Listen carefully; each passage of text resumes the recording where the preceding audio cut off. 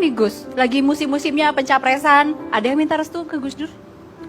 27 orang calon presiden. 20? Bukan main, 27 orang Gus. Mungkin di kalangan milenial tidak banyak yang mengenal sosok Kiai Abdurrahman Wahid atau lebih dikenal dengan Gus Dur, mantan Presiden keempat RI pada tahun 1999 ini. Namun semua pasti tahu sepak terjang pria yang memimpin Indonesia pada tahun 1999 hingga 2001 ini. Bagaimana tidak, perawakannya yang sederhana ditambah dengan gaya bicara apa adanya membuat mata semua orang tertuju padanya. Hal tersebut belum ditambah dengan sejumlah kontroversi yang mengiringi langkahnya saat memimpin, termasuk isu dugaan korupsi yang menderanya, hingga membuatnya harus meletakkan jabatannya sebagai presiden. Kendati demikian, karisma sebagai pemimpin tidak bisa disepelekan begitu saja dengan sejumlah hal unik yang dibuatnya, termasuk ucapannya yang belakangan ini selalu menjadi kenyataan. 1. Sebelum Jokowi jadi Presiden RI, Jokowi pernah diramal oleh Gus Dur dengan menyebutnya bisa jadi presiden di masa yang akan mendatang. Hal tersebut ia sampaikan pada 2006 silam. Siapapun yang dikehendaki rakyat, termasuk Pak Jokowi ini, kalau dia jadi wali kota yang baik, bisa jadi presiden, ujarnya. 2. 3 hari sebelum meninggal, Gus Dur telah berpesan kepada Hardi untuk menitipkan bangsa Indonesia. Beliau mengucapkan pesan senada, "Pak Hardi, saya titip bangsa ini. Besok Kamis saya akan pulang ke Tebu Ireng diantar banyak orang. Saya sudah ditunggu ayah saya," ucapnya kala itu. Dan pada saat itu Pak Hardi belum menyadari bahwa ucapan Gus Dur pada saat itu adalah pesan terakhirnya. 3. Lengsernya Pak Harto. Sebelum gejolak 1998, Gus Dur pernah memberikan pernyataan kalau Pak Harto sebentar lagi akan jatuh dari jabatannya. Dan hal itu terbukti dengan lengsernya Pak Harto sebagai presiden setelah 30 tahun memimpin Indonesia. 4. Ajudannya kelak jadi Kapolri. Tidak hanya orang besar, Gus Dur juga pernah mengeluarkan pernyataan soal ajudannya Sutarman. Dirinya menyebut kalau Sutarman bisa jadi Kapolri, dan hal itu terbukti pada tahun 2013 lalu. 5. Ahok jadi gubernur. Sebelum jadi gubernur, Gus Dur pernah meramal kalau Ahok bakal jadi gubernur dan hal itu pun terbukti. Dan untuk yang terakhir, Gus Dur pernah meramalkan Prabowo Subianto akan menjadi presiden di usia tua. Dan ramalan ini disampaikan kepada Irfan Yusuf sebelum beliau meninggal.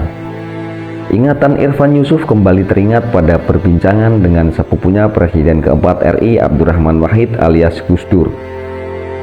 Beberapa tahun silam, Gus Dur yang menetap di Ciganjur, Jakarta kala itu tengah menyempatkan diri berziarah ke makam leluhur mereka di Pondok Pesantren Tebu Ireng, Jawa Timur. Ini menjabat sebagai Waketum Partai Gerindra, menyampaikan percakapan tersebut terjadi beberapa tahun sebelum Gus Dur wafat pada 2009.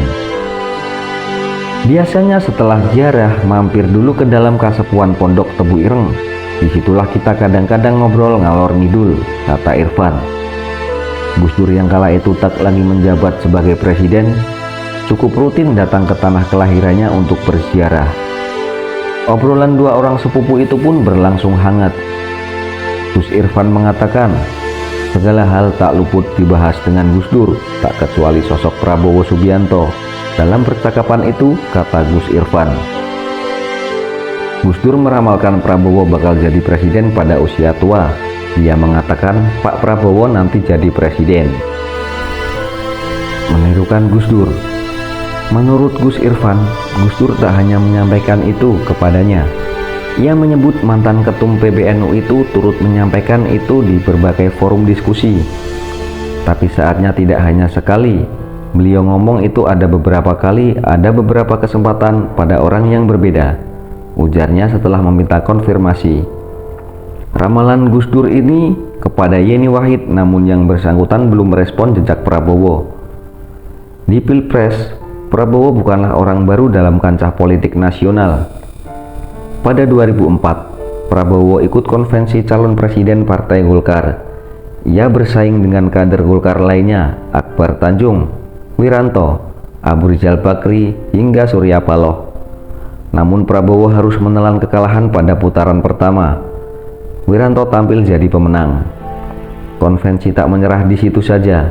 Prabowo hengkang dari Golkar dan mendirikan Partai Gerindra pada 2008. Gerindra yang baru 1 tahun berdiri berhasil ikut pemilu 2009. Prabowo pun dipinang menjadi calon wakil presiden cawapres untuk pendampingi Ketum PDIP Megawati Soekarno Putri pada Pilpres 2009.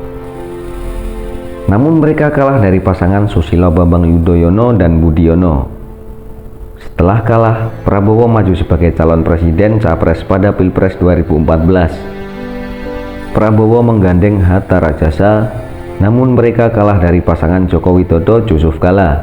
Mantan Danjen Kopassus itu kembali maju di Pilpres 2019. Kali ini Prabowo berpasangan dengan Sandiaga Uno.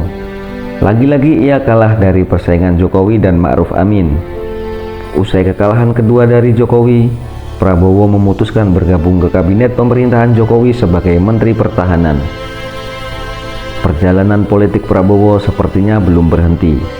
Ia memutuskan untuk kembali maju sebagai capres di Pilpres 2024. Prabowo bakal berusia 72 tahun pada Oktober 2023.